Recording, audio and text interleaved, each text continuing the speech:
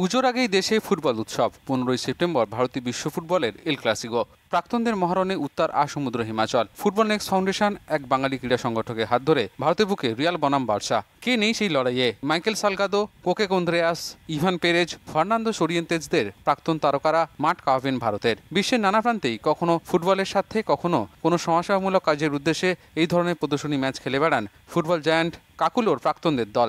Real Barca, দুই Manchester সকলেই আছে সেই তালিকায়। তবে ভারতবর্ষে এই ধরনের প্রাক্তনদের মেগা ম্যাচ সম্ভবত এই প্রথম। রিয়াল বার্সার এল ক্লাসিকো দেখতে টিভির পর্দায় চোখ রাখতে অভ্যস্ত বাঙালি তথা ভারতবাসী।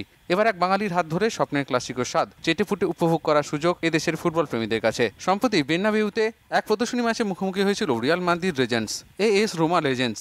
সেখানেও উদ্যোক্তাদের আমন্ত্রণে হাজির ছিলেন ভারতের এল ক্লাসিকো আয়োজনে কারিগর কৌশিক মৌলিক। আয়োজকরা আশাবাদী ভারতের বুকে অনুষ্ঠিত হতে চলা প্রাক্তনদের এল ক্লাসিকোয় বাঁধ ভাঙবে উচ্ছ্বাসের। Bureau report, channel 10।